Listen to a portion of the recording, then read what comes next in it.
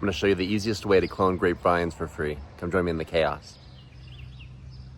Okay, so these are first year vines. And you'll see that I have a bunch of them.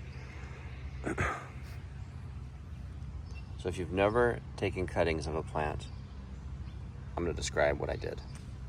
All right, so I took dormant cuttings of my grapevine, and essentially what I did is I just pruned my grapevine. And anyone that has grapevines that wants to get decent grapes is going to prune their grapevines every winter. So it's an easy way for you to get a ton of grapevines. So what I did this last winter when I was pruning, I saved some of my cuttings and I gave most of them away. And the ones that I had left over that I didn't give away, I actually came over to this planting bed because this is my potato bed. And I have some cantaloupe and honeydew and other things in here, lettuce, things like that. But this side right here, I decided to dedicate as a how do they call that? Propagation station is the snazzy term for this. And so what I did is I just took a bunch of my extra cuttings, and you can see the dormant bottom here, and there's the top, and I just shoved them into the ground. So there are 4 node cuttings, which means these little bumps right here, they have at least 4 nodes. I think that one actually probably had 5. Doesn't really matter.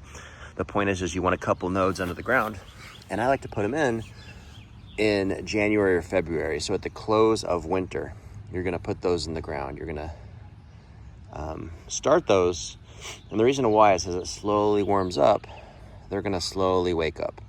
And as they slowly wake up, as it rains, as they start growing, they're gonna root. And you're gonna have so much more success with dormant cuttings. They have so much more time to get established. They don't have leaves drawing water from the roots, causing the cuttings to dry out, and you get much larger success. I would say I probably had 80 to 90% success with these cuttings. A few of them didn't make it for whatever reason, but the vast majority of them have leafed out. And they're doing great in 100 degree sunny days with, high humidity. So I know that they must be rooted out or they would have just withered away. And that's typically what happens. The ones that don't root out, sometimes they'll leaf. But the first time you get that really hot summer day, all the leaves just kind of fall off. And so it wasn't rooted well enough to be able to take the sun. Some of them just do exceptionally well. Like this one, usually I choose one side, and on this one I just didn't. But that one did exceptionally well. And so there's my dormant cutting. Dormant, these are all dormant cuttings. And so I would say this is the easiest way to propagate. The problem is most people aren't thinking about plants in the winter. And so if you're not thinking about plants in the winter, then you kind of miss out on this opportunity. So a lot of people like to do green cuttings because when it's springtime and everything's green, your brain's in the mood for gardening. And so it's just so much more convenient to kind of do it in the summertime. And I do have videos about propagating with green cuttings. It's just so much less successful. You're pushing 40, 50% success versus 90% success and 0 effort. Like I literally don't water these. I don't do anything. I mean, the first few hot days, I came and soaked the ground for a minute or so at each one. But since then, I haven't worried about it because they're all rooted out now. And you just kind of watch them. As long as the leaves don't start losing turgor pressure, which means they start wilting a little bit, you're probably good. But you also want to make sure the ground isn't too wet. So you stick your finger in the ground, and if it feels wet, don't water. Because if you rot your little brand new roots that are popping out of your cuttings, they're just going to die. But grape leaves are just so pretty. And I'm actually surprised I don't have any, what are they called?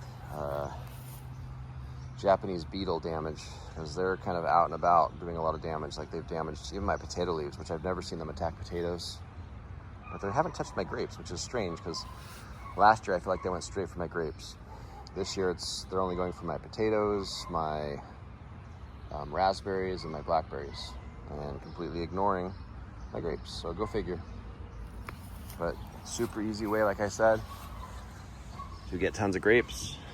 If you have a friend, if you have a neighbor, if you yourself, you're trimming one of your grapevines, just take some of those extra cuttings and just shove them in your soil, especially if you have a garden bed.